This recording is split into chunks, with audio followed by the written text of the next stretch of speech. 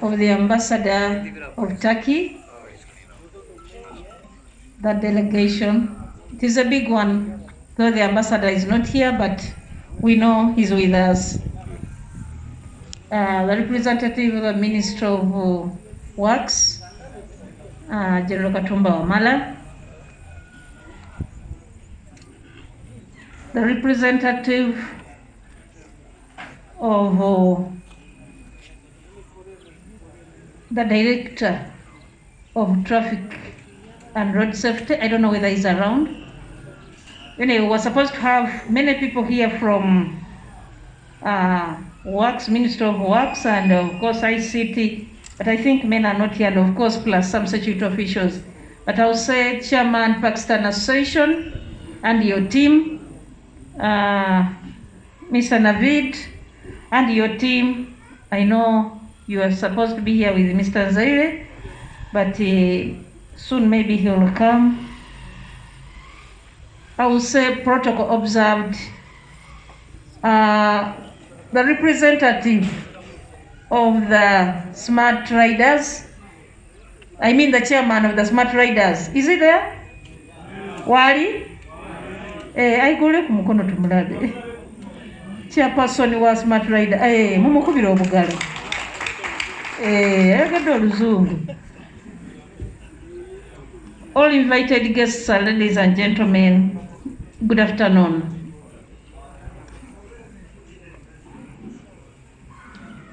I have the honor, maybe I move the mask since I'm here.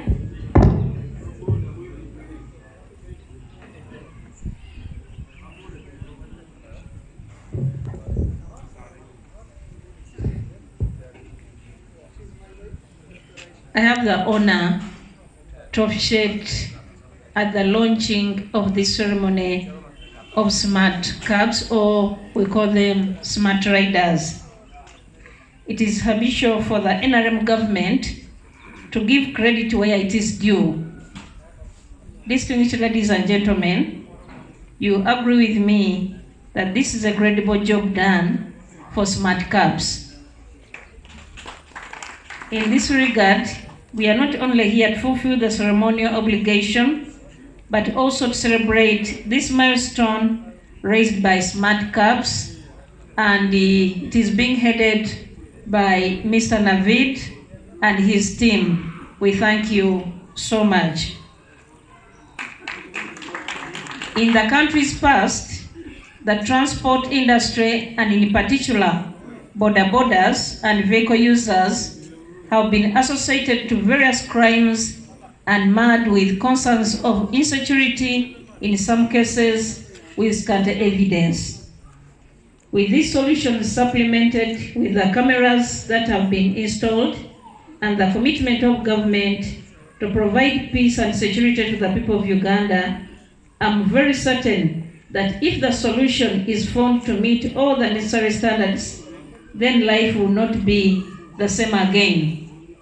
Bananga ba boda nja kugira nganta bikatabika mukasavu kanyama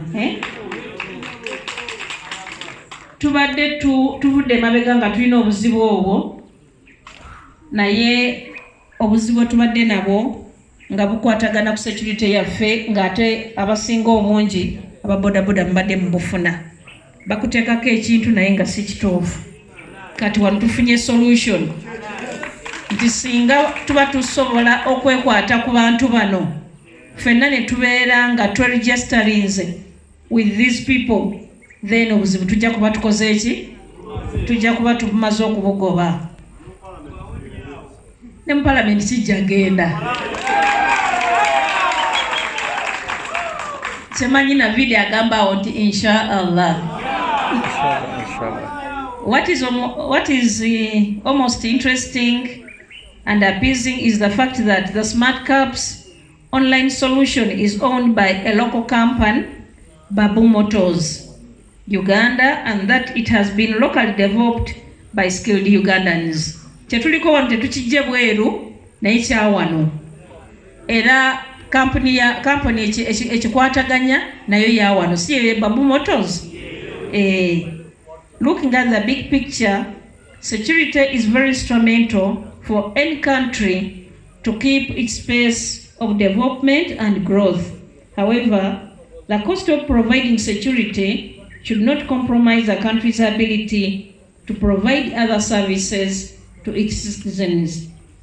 I'm delighted by the affordability and effectiveness of this app and the potential it holds in providing employment to the young people, growing to other parts of the country, growing to other African countries, and becoming a global app. Tusubira nti ekigenda kuma wano wokka. Tusubira kigenda kugenda mu bifo ebirala, kimale kyeyongereyo mu ensi endala, kimale kifuuke ekyawonna. Kino kye tutandise Uganda. Tesobola kisanyukira ekyo bannange. Kivudde Uganda, ekitole kivudde wano e Kampala, kigende mu bitundu ebirala ebyetoolodde Uganda, ate kyeyongereyo mu East Africa ne regions endala zonna. So nze ndaba nti ekyo kintu kibeera ky'amaanyi kubanga tukitandikidde wano e Uganda. The developers of the app should not proceed to sleep and think that the job is over. I implore the team to invest in more knowledge, identify if the app has limitations, obtain feedback from the users, and where necessary, keep upgrading the app at the highest speed possible. I noted that you dream to see this app become global. This will make our country an exporter of technology and hence enhancing our credibility, for we have been known to be importers of technology.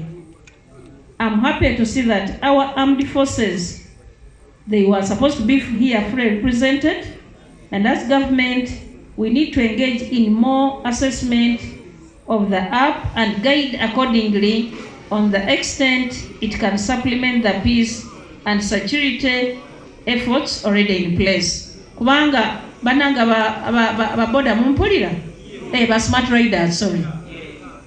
Tubadde tulina akati amagezi agajjawo ne tugamba nti bajja kuteekawo kamera buli wamu nga tunoonya okulaba nti ebintu bye tukola birabika omuntu obeere mwerufu. Naye kati ogenda okulaba nga ebimu bikoze eki biganye. Kati olwaleero tugamba nti tuzze ne app ya Babu Motors. Mumuwulidde nga waliwo omunafu babadde bamubyeko bodaboda. Within 30 minutes bodaboda bakoze eki babadde bagirabye.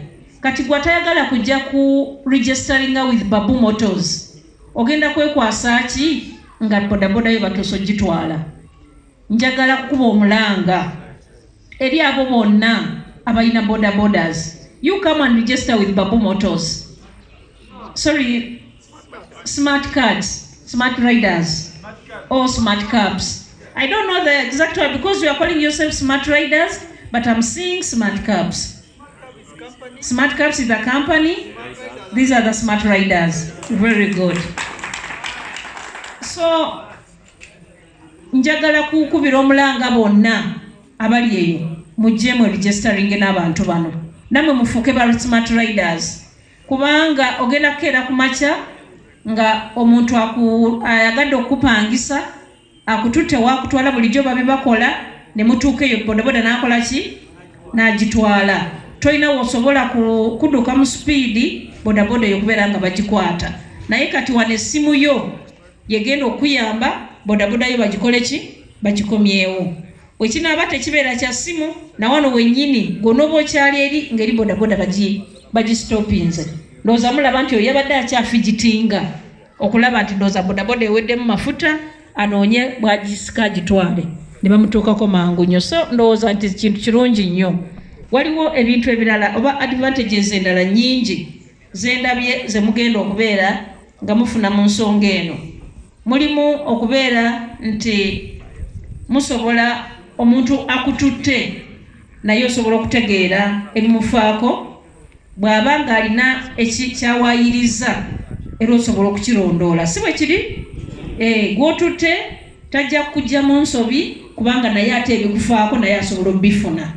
Tajja kwekwasa gamba nti anti bodaboda eyantutte ye yanzibye oba nze namubbye. byonna bijja kubeera nga biri track, bijja kubeera nga tusobola okubifollowinga. So ndaba nti ekintu kino kirungi nnyo. Njagala mwe abali wano mubeere bambassadors baffe in the community eyaba boda. Mugende mubabuulire nti nga twagala okuva mu bwavu bwe tulimu nga tukyavuga boda. Tetwagala kusigala nga tukyavugira bagagga bali bokka, naffe twagala tufuuka abagagga. Ababuulidde nti okufuuka omugagga si kirungi nnyo ng'oli mu kwewola bwewozi, naye naawe kikyagala obeere ng'okozesa ekikyo osooka okufuna okufuka ki omugagga. Ekikulu tandika ku saving egenda kuyamba within 1 year naawe obeere ng'ofunye boda eyiyo, si bwe kiri? Within maybe a period of time naawe obeere ng'ofunye emmotoka eyiyo. Ebyo byonna bigenda kutuyamba okulaba nti naffe tufuuka abagagga. Okusinziira ku bintu ebyo nalaba ng'ateese mu programu ze, n'amayumba tugenda gafuna, si bwe kiri? Yes, kubanga abasinga tubadde tupangisa amayumba, naye balina programu ey'okugenda nga tufuna amayumba okuzimba agamufuna mpola, kibanja mpola. Kibanja mpola. Naawe okeere ku makya nga naawe olina ki? Nga naawe olina ennyumba eyiyo. Kati bw'ova ku ono obeera olagawa kuwangato. Are we going to be ambassadors? Tugenda kukunga bannaffe bajje bayingire mu this organization? Tugenda bayita? Tugenda tubayite bajje bayingire mu kibiina kino nga bwe mukigambye, ne mu parliament kijja genda. Mulaba Minister wa Works abagambye nti bye tuwogeddeko bye mwogerako wano bye yalabye mu bintu bye already batandika dde obibagako. Ekitegeeza nti mu parliament kijja kutuuka okugenda, kubanga tumanyi nti kiyinza okuleeta organization ennungi mu site yaffe. Abantu babadde batandika okwekwasa ababoda, bagamba ababoda batudisorganizinga, naye with this up and mobilization gye mutandise, nsuubira nti boda tuyinza okusigala nga weetuli ng'ate tuli very organized, era abantu basigale nga batulaba nti tetuli bantu babi nga bwe babadde batutwala, batulabe nti tuli bantu balungi.